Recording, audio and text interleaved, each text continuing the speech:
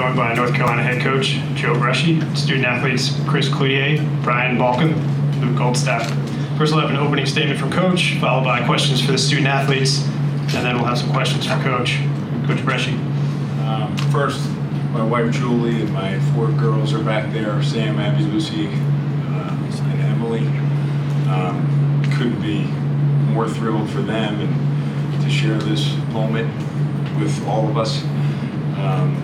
And then these young men and all those guys in the locker room, what a special, special group it is to be a part of. The coaching staff, Coach Metz, Coach Fipes, Coach Holman, Director of Ops, Joe Martin. I mean, just a collective group of guys who committed themselves to the season. A lot of hard work and belief, trust in one another. It's been an incredible journey, and I'm just thrilled for these young men and all they've meant to this program and for the University of North Carolina. My hat's off to a terrific Maryland team, 2 great teams going at it. Coach Tillman and his staff did a wonderful job. It's not easy to prepare in 2 days. And it was all about heart, hustle, and desire, and these guys have never quit. Their backs were against the wall often, and they kept battling to the end. And they believed in each other, and it was just fun to watch. Take some questions for the student athletes.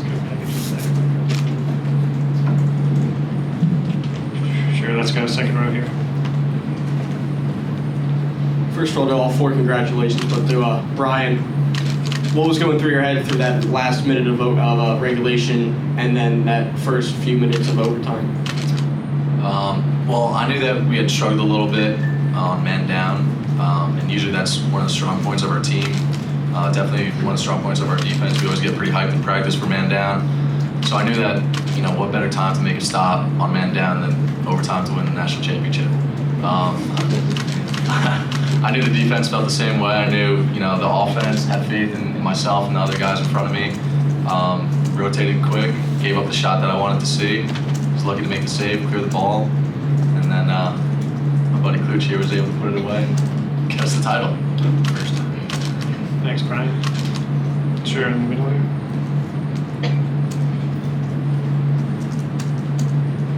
This one's for Chris. Can you talk about scoring the overtime winner? So I gotta say I was a little hesitant to take that shot because I was pretty heartbroken from the stuff before that.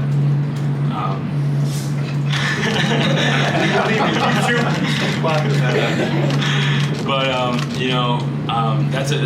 on that specific play, that's a play that Tags and I do quite a bit in practice and throughout the year. And when he threw that ball to me and I was hands free, I just thought I could take it, and luckily it went in. You did what you do. Thanks, Chris. We're going to go to the side here. Eddie, grab the mic. Chris, I know this is the stuff that, you dream about going to sleep at night. Could you have even fathomed having a tournament like this?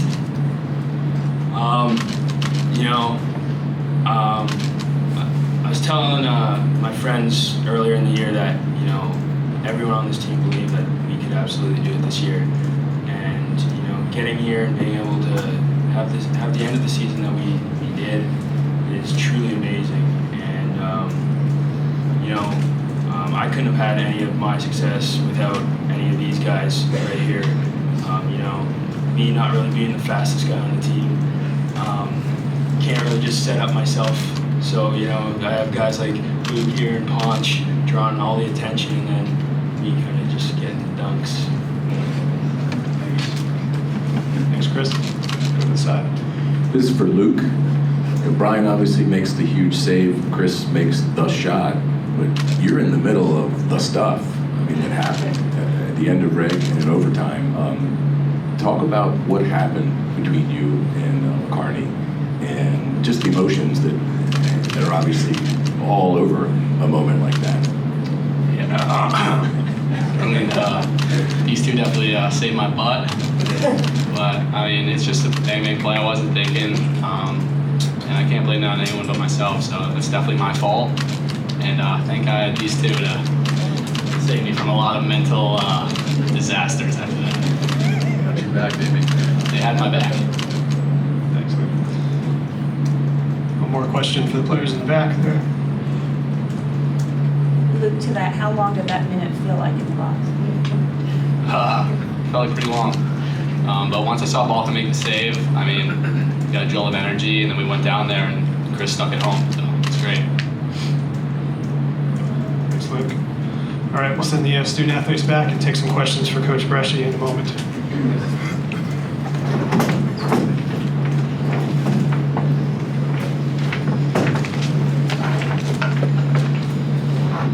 All right, we'll open it up to questions for Coach right now. Yeah, go ahead, Glenn. Coach, is it fair to say that you found a way to win today? And if that's so, how did you find that way? Really, I just, if you look at the second half of our season, we found a way throughout. If we don't come back, and I know I've talked about this in the past, we don't come back down 5 to Notre Dame and score 7 straight goals, we may not be in the tournament. Most likely we're not, if everything else unfolded the same way. So these guys they were so calm when we were down 2 with under 5 to go, and I think they still had possession. I called the timeout just to kind of regroup everybody and settled everybody back in. We got a nice stop. Brian made another save and we were able to clear it. And we were struggling at the face-off X. We were 33% or so there.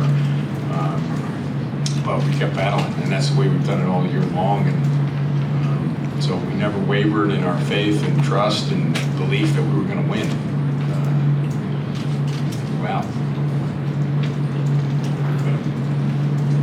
Coach, your program is a very proud program that went through a lot of years in the wilderness. How does it feel to get this program back on top? Say in the wilderness? Yes. Well, first and foremost, I was fortunate enough to be hired by Dick Bedour, and he brought me on board, and Bubba Cunningham has continued to have faith and trust in the philosophy and the approach that we're taking with family academics and lacrosse and doing it the right way. It's not easy as you're going through and the pressure and all those sorts of things, but this is for the alumni, friends of the program, and all those who didn't lose faith in what we were doing and how we were doing it. And the coaching staff, sometimes you have to make a change or so forth, and my staff is off the charts with Coach Metz and Coach Pipes and Brian Holman and my director of ops, Joe Martin. And we stuck together. We stuck with what we do, even when we were struggling early in the year. And these young men, we lost a lot. We have 5 seniors graduating, and these young men, they just believe in what we're teaching them, and it's such a relationship-driven team and program. Just to toot our academic advisor, Mike Greenshorn, we have 32 out of 45 guys with over a 3.0, and Patrick Kelly, I think he scored the game-tying goal. He's going to medical school at the University of Maryland next year. And Mike Tagliaferri is taking his 5th year and getting his MBA at UNC next year. So, just great students, great kids, and continued belief that we were going to get out of the woods. How has Brian developed through the season, and what did you see from him today? Great heart. Colin Reeder slipped in there in the Duke game and made some big plays, but Brian stuck with it. Didn't have a great game against Loyola. Didn't finish well. Played okay in the first half, but luckily we were putting points on the board. And we told him, we said, look, you got to step up your game and play, and just like everybody, if guys aren't doing their job, we're going to replace them. But that's okay, because they can take a play off or put the next guy in, and the next guy's always ready. So Brian's done a great job. The clearing game, we make it an adventure sometimes. First goal of the game, we're up 4-0, and we get a stop and try to throw it, and they catch, dunk, and that's us in a nutshell. It's not always pretty, but he's done a nice job of really commanding respect of the defense and having that voice down there. Let's talk about the overall the players of your team after this year, losing Sankey, Tutton, Jimmy Bitter, being picked to finish last in the ACC, and now you're here. You just won the national championship. Just talk about the players overall and what they mean to you. We just won the national championship. I got to tell you, the pressure is a funny thing, and these guys had zero pressure. As you said, they were picked the lowest we've ever been picked in the 8 years I've been there, last in the ACC, and these guys were on a mission. It was pretty early, but also we had guys playing in different positions early on, so we were trying to find our way, but they continued to trust in the system and get after it. But you're right, we lost a lot of talent, but sometimes it's the chemistry and the leadership of the senior class that brings it all together. And if it wasn't for them, we wouldn't be sitting here tonight. Talking about what you've been trying to build, is there something almost back here? Is there something almost poetic about this team winning it? I mean, are they representative of what you've been trying to build in some regards, because they aren't supposed to necessarily be here? Yeah, I mean, they're great kids, man. I talked a little bit about their academic piece, but they're 18 to 22 years old, and they make mistakes. They're not perfect, but I tell you what, this group came together, and the leadership of the group. Any team that is successful has great leadership at the top, and the coaches can say all they want, but it's the players that have to, make sure the guys are doing the right thing all the time. And these guys are terrific in the community. They represent the University of North Carolina so well in the community and outside when they're home. So anytime they have an opportunity to give back, they do it, and they do it with a smile on their face. And all the guys before were the same way. It's just that chemistry piece, it's that pressure piece that, sometimes it's paralyzing. And I look back to last year, and, it was a tough pill to swallow that we didn't get where we wanted to go, and it was bad, it was ugly. And I had a lot of time to reflect and talk about the mental piece with one of our sports psychologist, Dr. Hack, and really talked about the mental piece of the game. He worked with us all fall and early in the season and really built these guys up that, they can do it and they can stick with it. And if you look at our season, I mean, I don't think anybody's won a national championship with 6 losses, and I don't think anybody unseeded has ever won it, but again, the pressure piece, there was no pressure on these guys because nobody expected it except for the guys in the locker room. Did something just click for Chris Cloutier this weekend in particular? I mean, or has he just been progressing in this direction? He does a little bit of that in practice. He works hard in practice. I think, part of it too is he's gotten a little bit quicker. I don't know if I'm allowed to say that he's slimmed down a little bit, but he has. And, he gave all the credit to his teammates, which is the fact. Steve Montrello coming from midfield for 3 years and then learning the attack position and playing it the way he was with great confidence. And Luke Goldstock's a mainstay there. And they all made him better. And I think, like he said the other day on Saturday, that, if it wasn't for them creating the opportunities for him, he might not have them. But he's also a load. Once you reverse the ball to the backside, it's tough for a defenseman to, he's all left. I think we all noticed that. But he's a load to try to get out of there. So, and with a game like that or games like that, confidence, he just started building confidence. But he was doing it in practice a little bit as well. So, I'm proud of him. We're going to have 2 more questions. There's one on this side right here. Coach, you mentioned the Notre Dame win. You were the ACC regular season champs. You lose to Syracuse in the ACC tournament, but you remained positive despite maybe some people thinking you were possibly a bubble team. What made you believe that you could make this run in the NCAA tournament? Well, we met the Monday. We actually met on selections. Was it Selection Sunday? I think it was Selection Sunday, and it was the graduation day, so it was a graduation party, and we ended up back at our film room, and we're all in the film room, and we're watching it on the big screen and hoping that we're going to come up there. We felt pretty good, but we weren't sure. And then we see Navy and Hopkins go up, and we're like, oh no, when are we going to be up there? And then it popped up that we're in Marquette, and then we made it. And then we just talked about being 0-0. It's a new season, new opportunity, and you know, these guys, again, they just said, look, man, we're starting from scratch. Everybody's at an even course here, and now it's anybody's game. And they were able to beat the 6 seed, the 3 seed, the 7 seed, and the 1 seed, and that's a heck of a run. And I told them a little story of being from Baltimore. I'm a huge Ravens fan, and you know, last night I was thinking to myself, do I give him the Newt Rockne speech? Do I give him the Vince Lombardi speech? What do I do? And I fell asleep, woke up at 3:30, like boom, is it game time?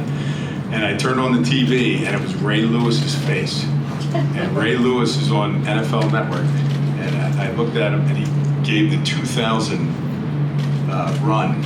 In 2000, when they had never been to the playoffs, they get in the playoffs, and they went to Denver, went to Tennessee, went to Oakland, and they ended up beating the Giants because they kicked the door down in the Super Bowl. And I said, that's going to be you today. Now we might have stubbed our toe a little bit along the way to an overtime win, but you know, it was very fitting that I woke up at 3:30 and saw Ray Lewis's face. Last question in the back. All right, you were talking about the chemistry of this team, and also when you think about going into next year, you're going to have a lot more pressure being the defending champions. I know you'd like that. But what do you think is on your hands from a development effort, keeping the chemistry going, and how do you think about the team? You know, we lose 5 really good leaders and really good players to graduation. You know, I don't see it as pressure. I think the pressure's off after you win it, right? I'll take that angle. So we're just going to go out there and regroup. We have a great freshman class coming in and figure out who we are, and hopefully not take as long to figure that out in the regular season. But we got a lot of guys who gained valuable experience with some, especially that second midfield, and you know, Ryan Macri and Joe Kenna, and you know, you see Charles Kelly come out and take a few face-offs as well. Brian Balcom was a redshirt sophomore, so I mean, it's just a lot of young talent on the team, and you know, we'll cross that bridge. But I like the group coming back. I think they understand what it takes now. You know, so I think you got them at that point. Thanks, Coach.